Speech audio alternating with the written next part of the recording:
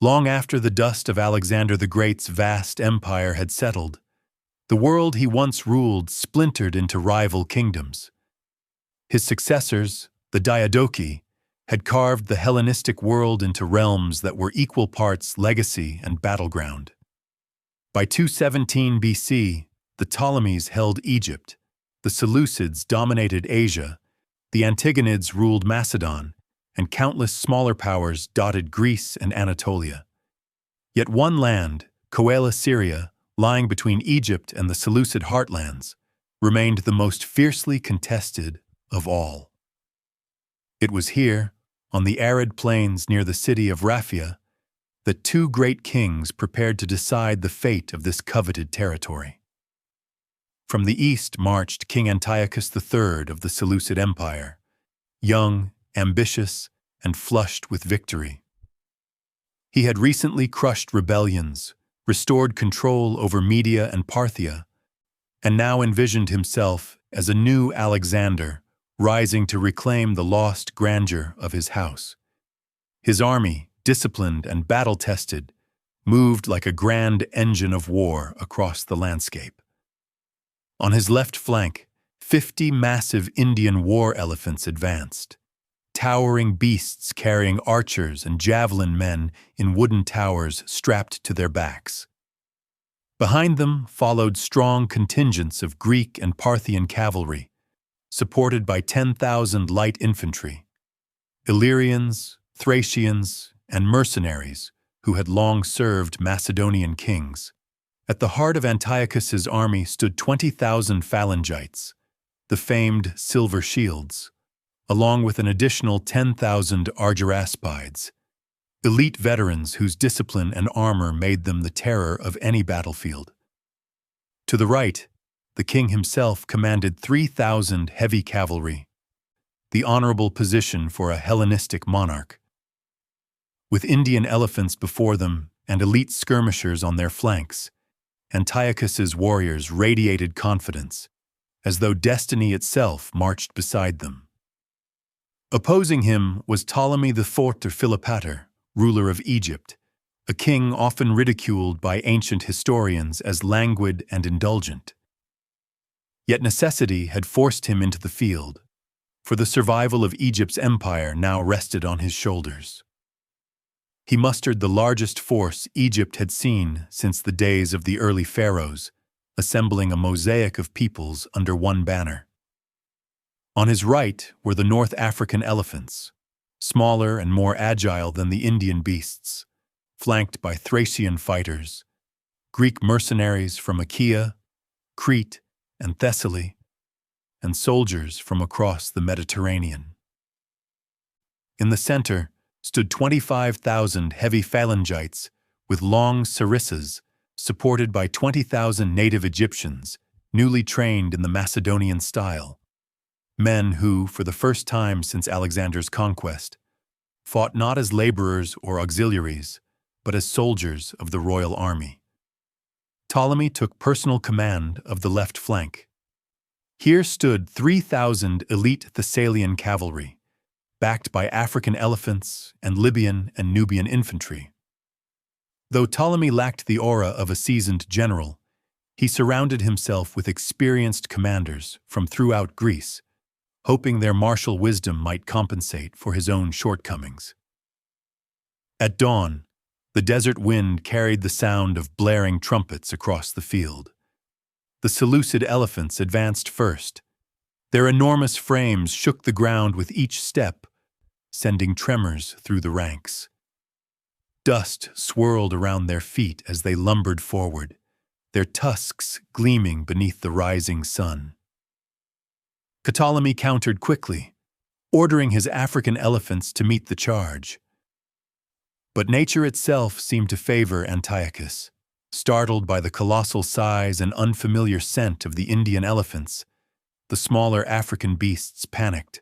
They screamed, wheeled around, and bolted back into their own lines, trampling Egyptian infantry in their desperate flight. Ancient historian Polybius later wrote that the African elephants were overwhelmed by terror, unable to bear the presence of their towering Indian counterparts. Seizing the advantage, Antiochus spurred his heavy cavalry into a full charge. The thunder of hooves rolled across the battlefield as iron-shod spears angled forward and clouds of dust billowed behind the charging riders. They crashed into Ptolemy's left flank with devastating force. Shields splintered, horses collided, and men were hurled to the sand. The Egyptian left buckled, then gave way under the sheer momentum of the Seleucid assault. Victory seemed within Antiochus's grasp. Yet in the intensity of pursuit, the Seleucid king made a fatal mistake. Whether driven by ambition or the heat of battle, he pressed too far, chasing Ptolemy himself across the field. In doing so, he removed both himself and his elite cavalry from the control of the greater battle. Without their king's oversight, the Seleucid right flank surged out of position, losing cohesion. Meanwhile, Ptolemy and a handful of commanders managed to slip away from the chaos, regrouping at the center where the true heart of the battle would soon be decided. Behind them, the Libyan infantry of the Ptolemaic left had already collapsed, and the Cretan mercenaries of Antiochus's right pursued them miles from the battlefield, effectively removing both flanks from the fight. The stage was now set for the clash that would determine the outcome. The contest of the phalanxes. As the dust from the early chaos settled, the battlefield revealed a striking transformation. Both armies had lost their left and right wings to pursuit and counter-pursuit, leaving only their vast central forces facing one another across the sand. Two immense engines of war built in the Macedonian tradition. At this moment, the battle no longer depended on cavalry maneuvers or the terror of elephants. It hung on the discipline, endurance, and unyielding will of tens of thousands of phalangites locking their sarissas into position. Ptolemy, having escaped Antiochus's reckless charge, now reappeared at the head of his central line. He rode through the ranks, steadying his soldiers with a presence that surprised even his own commanders. The men who had long viewed him as a soft and indulgent monarch now saw him transformed by necessity into a leader prepared to stand or fall with them. Around him, 45,000 soldiers, Greeks, Macedonians, and native Egyptians trained in the Hellenistic style, closed ranks, lowered their enormous pikes, and advanced as one living wall. On the opposing side, the Seleucid center stood firm. 30,000 of Antiochus's finest phalangites, including the elite silver shields, tightened their formation. Their armor gleamed beneath the desert sun, and their unwavering discipline promised a brutal, grinding contest. Though outnumbered by 15,000, these men were hardened veterans, accustomed to long campaigns and confident in their superiority as the heirs to Alexander's battlefield tradition. The desert air grew thick with anticipation as the two phalanxes neared. At last, with a sound like the crash of a collapsing fortress, the opposing lines collided. Thousands of sarissa points struck shields and armor at once. The men in the front ranks braced their feet in the sand, shoulders straining under the pressure of forest-long pikes driving into their formation. Behind them, row upon row of soldiers pushed forward, adding weight and momentum to the struggle. The clash quickly became a horrifying ordeal of endurance. Men could scarcely see the enemy's faces, only the glittering spearheads and the shifting mass of shields and helmets before them. When a man fell, his body was immediately trampled beneath the advance. Those in the front died in silence, crushed or impaled, their blood soaking into the sand. The screams of the wounded mingled with the metallic grinding of weapons, creating a dreadful symphony that blanketed the battlefield. Through the dust-choked air, Ptolemy remained visible. Surrounded by officers and guards, he moved along the line, shouting encouragement, urging his soldiers not merely to fight, but to push, step by step, inch by inch, into the Seleucid formation. His presence breathed new determination into the ranks. The newly trained Egyptians, fighting side by side with veteran Macedonians, showed unexpected ferocity. They fought not as subjects of a foreign dynasty, but as defenders of their homeland. Slowly, the pressure began to tell. Though the silver shields held their ground with remarkable resolve, the Seleucid center started to waver. The weight of numbers bore down upon them relentlessly. Even elite soldiers could not withstand a phalanx nearly half again their size pressing forward in perfect unison. The sands beneath their feet grew slick with blood. The heat of midday descended like a suffocating shroud, and still the Egyptians advanced. At last, a tremor rippled through the Seleucid line. A small gap opened, then widened as soldiers stumbled backward. What had begun as a ripple became a breaking wave. The Seleucid formation buckled, then fractured entirely. Units that had fought with pride moments earlier now recoiled in panic. Shields dropped, spears slipped from exhausted hands, cries of retreat echoed across the field. It was at this moment that Antiochus finally returned from his ill-fated pursuit. As he crested a rise overlooking the battlefield, the sight before him struck with the force of a bitter revelation. His magnificent phalanx, the pride of his army, the instrument with which he sought to reclaim Alexander's legacy, was collapsing in full retreat. He spurred his horse forward, shouting for his men to reform, to stand, to remember their honor. But the tide had already turned. No king, no matter how commanding, could mend a broken phalanx under pressure. By midday, the battle was decided. The survivors of the Seleucid center fled toward Gaza, pursued by the triumphant Egyptian forces. 10,000 Seleucid soldiers lay dead upon the sands of Raphia, and 4,000 more had been captured. In contrast, Ptolemy's casualties were astonishingly light for such a massive clash, around 1,500 men. Ptolemy IV, so often dismissed by history, had won one of the largest and most consequential battles of the Hellenistic age.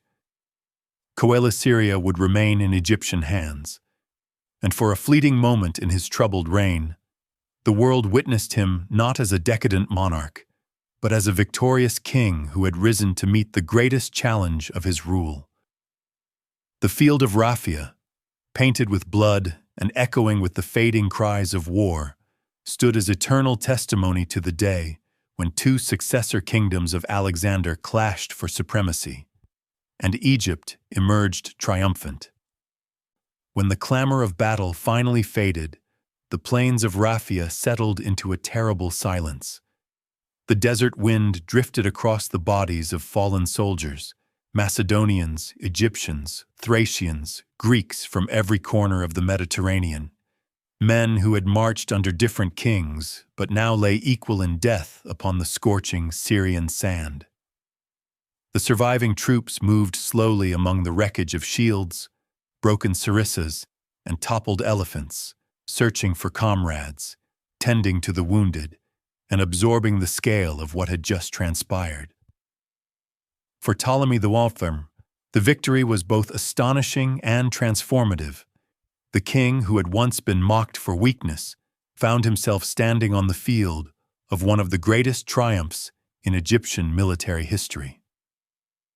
As the sun dipped toward the western horizon, he walked among his soldiers, acknowledging their courage, grasping the hands of veterans, and stopping before units of native Egyptian phalangites whose performance had stunned even their own commanders. These men had fought not merely with skill, but with a ferocity born from long-suppressed pride. At Raphia, they had proven themselves the equal of any Macedonian soldier. Their victory did not simply secure a province. It reshaped the identity of the army that had served the Ptolemaic dynasty for generations. Beyond the Egyptian lines, Antiochus III made his retreat toward Gaza. He carried with him the bitter weight of defeat, yet not disgrace. His cavalry had fought brilliantly, his elephants had dominated the field, and many parts of his army had shown exemplary discipline. But a single misjudgment, his reckless pursuit of Ptolemy, had fractured his command and doomed his center at the crucial moment. Still young, Antiochus learned from the anguish of Raphia a lesson that would shape the rest of his reign: that a king must not only strike boldly, but remain tethered to the heartbeat of his army. His soldiers, though battered and dispirited, did not lose faith in him. They marched in somber columns, tending their wounded and mourning comrades left behind. The silver shields, usually invincible, walked with heads bowed, their armor dented, their pride wounded more deeply than their flesh. Yet even in retreat, there was a sense of unfinished destiny among them. Antiochus would remember this day. He would rebuild, reforge, and return to the struggle that defined the Seleucid Empire's very existence. Back on the battlefield, the elephants, creatures whose roars had once shaken the earth, now lay scattered in death. The massive Indian beasts that had seemed unstoppable were felled by exhaustion, wounds, or panic, while the smaller North African elephants lay where they had fallen in their flight. Their presence was a grim reminder of the brutality and spectacle of Hellenistic warfare, where kings turned living creatures into instruments of terror and glory alike. As night approached, campfires dotted the plain like flickering stars reflected upon the ground. Egyptian soldiers celebrated with weary relief, sharing bread, water, and the stories of their near-death struggles.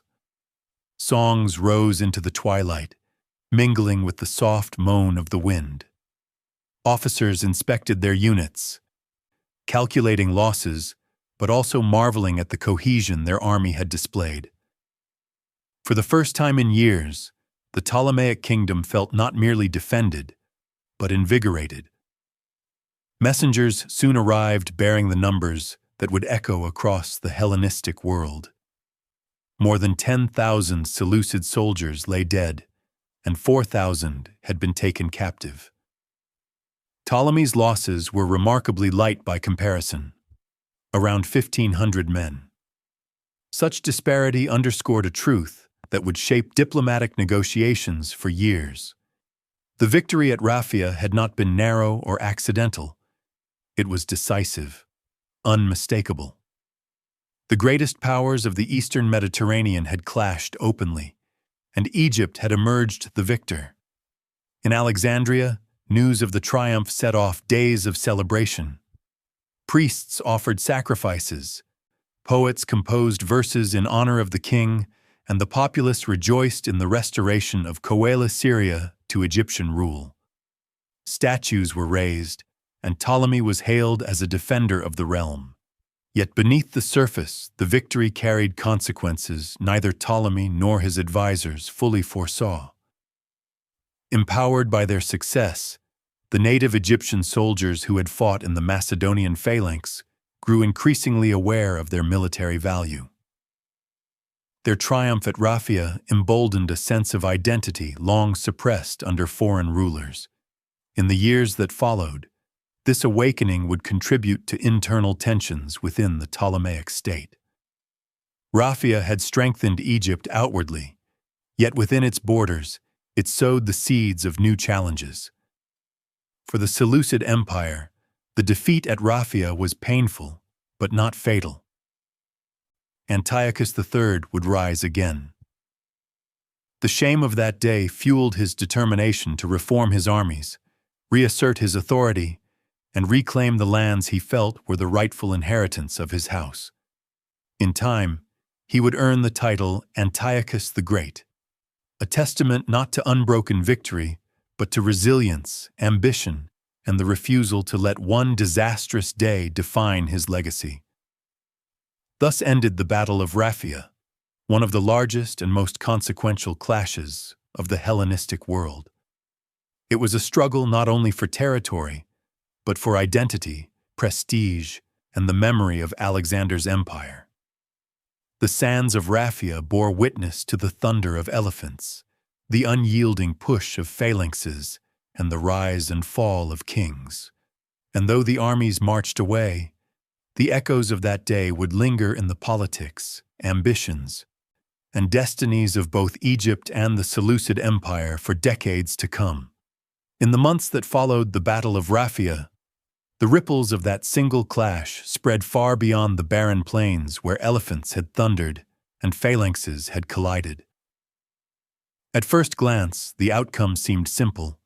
Egypt had won, Coele-Syria remained in Ptolemaic hands, and Antiochus III had been forced to retreat.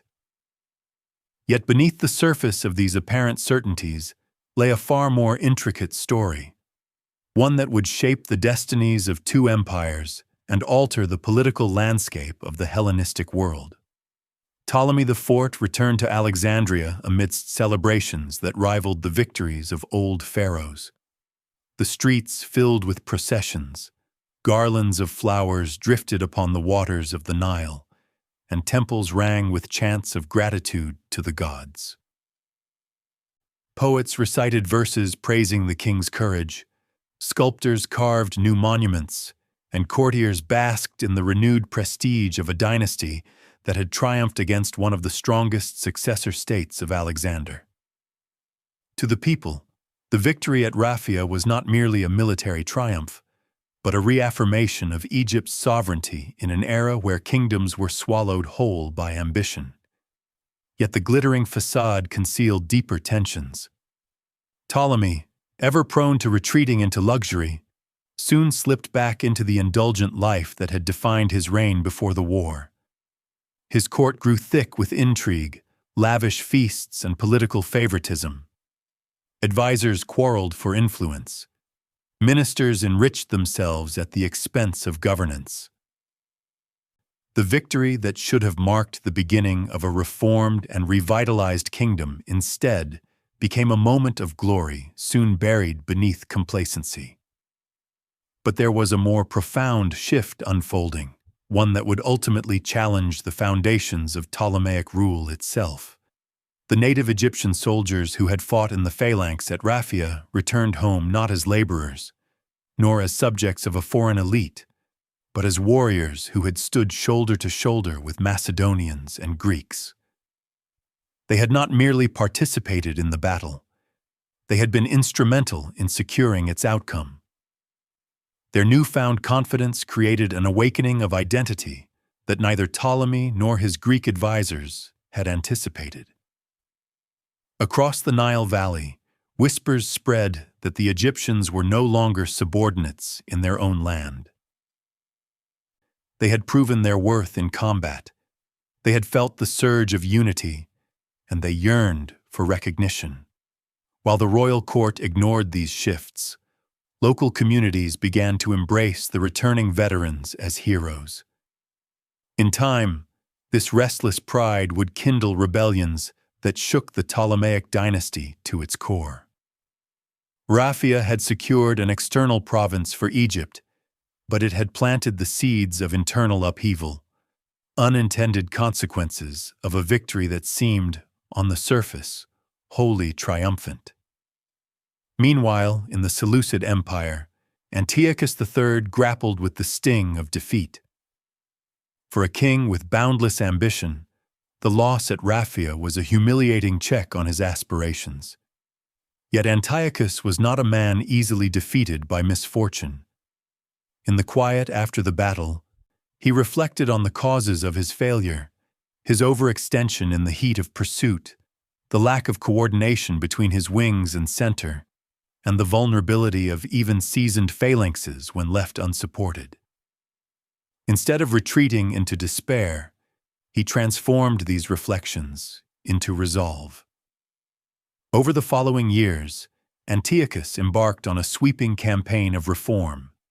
He reorganized his armies, reinforced discipline, cultivated loyalty among distant provinces, and rekindled the Seleucid dream of imperial restoration. His victories in subsequent campaigns earned him the title Antiochus the Great, suggesting that Raphia had become not a stain upon his legacy, but a pivotal lesson that shaped his future achievements. The defeat humbled him, but it also forged him into a more formidable ruler. Diplomatically, the outcome of Raphia temporarily stabilized relations between the two kingdoms. Egypt, strengthened by victory yet weakened by internal friction, hesitated to press deeper into Seleucid territory. Antiochus, occupied with internal consolidation and eastern campaigns, refrained from immediate retaliation.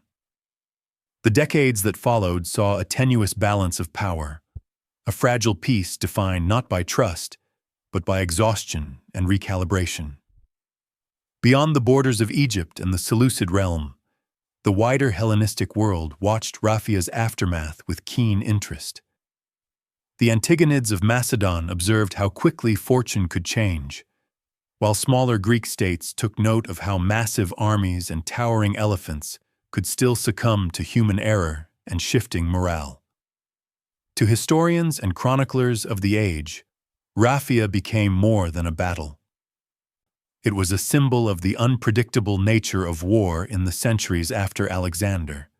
It revealed the strengths and shortcomings of armies striving to emulate the Macedonian model while adapting to new realities and diverse populations.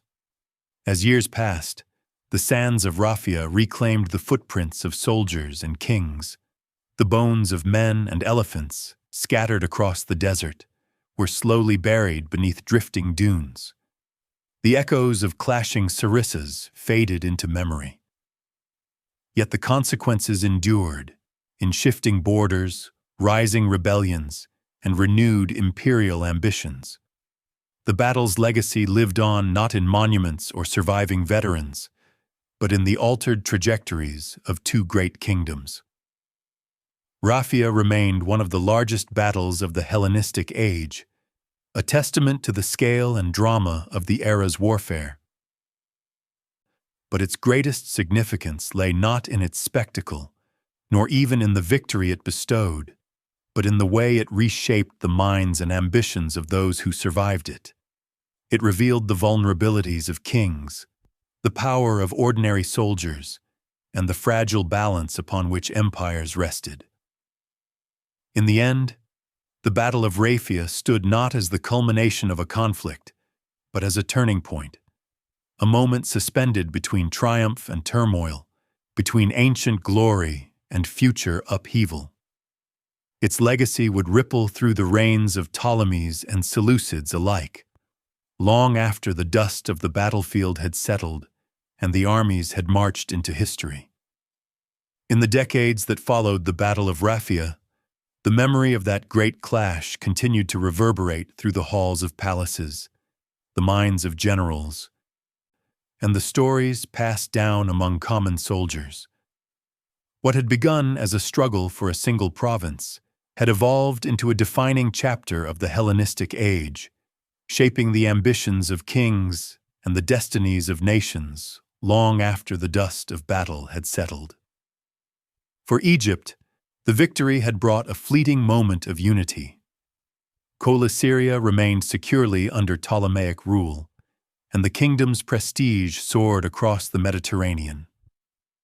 Ambassadors from smaller states offered renewed alliances, merchants boasted of safe passage along trade routes, and Alexandria, the shining capital of the Ptolemies, basked in the glow of restored dominance. Yet beneath this veneer of triumph, the seeds of future turmoil grew steadily in the fertile soil of victory. The native Egyptians, newly awakened to their potential, became both the pride and the concern of the Ptolemaic elite. Before Raphia, they had been largely excluded from the central machinery of the army. After Raphia, they were no longer willing to accept a subordinate role. Their performance on the battlefield had been undeniable. Their return home had been triumphant.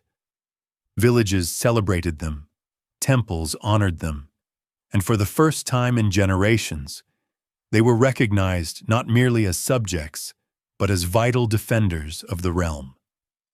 This shift, though subtle at first, would eventually ignite aspirations for autonomy, contributing to uprisings in Upper Egypt that would strain the Ptolemaic dynasty for decades to come. Meanwhile, Ptolemy IV himself did little to harness the momentum of his victory. Choosing comfort over reform, he retreated deeper into the pleasures of court life, allowing corrupt officials to dominate the kingdom's administration. His failure to capitalize on the triumph at Raphia gradually eroded the strength of the Ptolemaic state.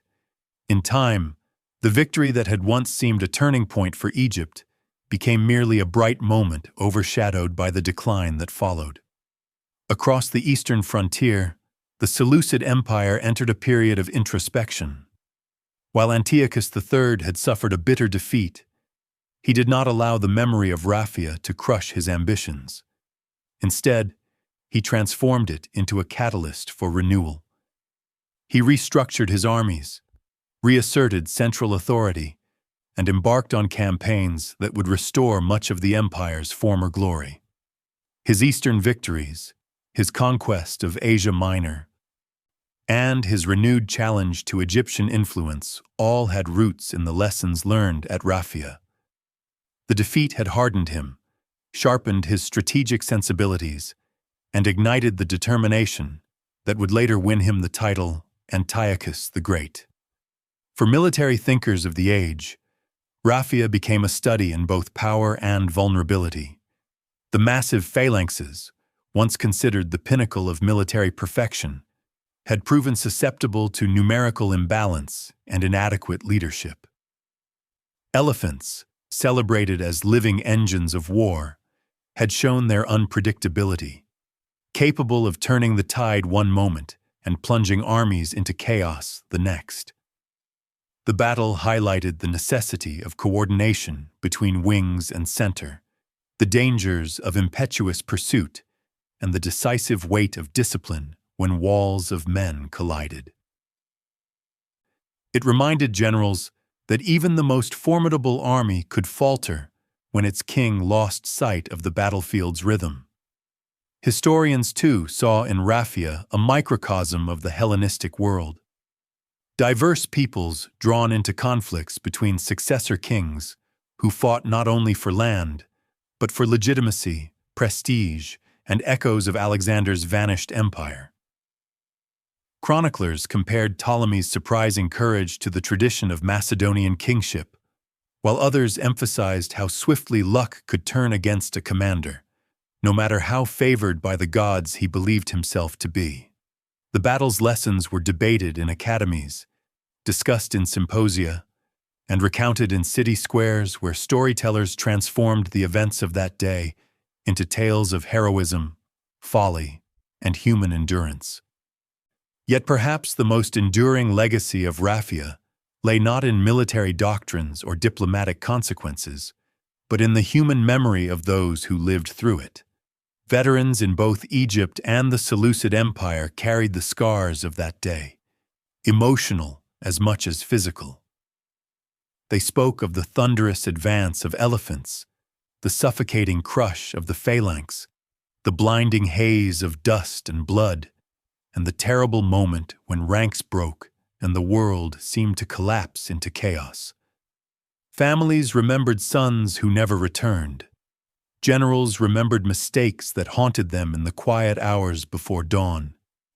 Kings remembered triumph and humiliation, knowing how thin the line was between the two. As later generations reflected on the battle, they saw in it a symbol of an age defined by ambition and fragmentation. It was a time when the heirs of Alexander fought not for unity, but for dominance, an era when towering armies clashed across continents to secure lands that were once part of a single, monumental empire. Raphia stood among those clashes not as an endpoint, but as a reminder of the ever-shifting tides of power. In the broader sweep of history, the Battle of Raphia became more than a chapter in military chronicles. It became a testament to the complexity of human endeavor, a moment where courage and error intertwined, where victory illuminated hidden weaknesses, and where defeat forged unexpected strength. It was a battle that changed kingdoms, reshaped identities, and revealed how deeply the shadow of Alexander still fell across the world, nearly a century after his death. And though the sands eventually reclaimed the battlefield, burying the traces of elephants and shattered spears, the memory of that day endured in every kingdom touched by its consequences. Raphia remained a symbol of both triumph and tragedy, a crossroads of ambition, and a powerful narrative of the world Alexander left behind. A world still struggling to define itself amid the echoes of its greatest conqueror.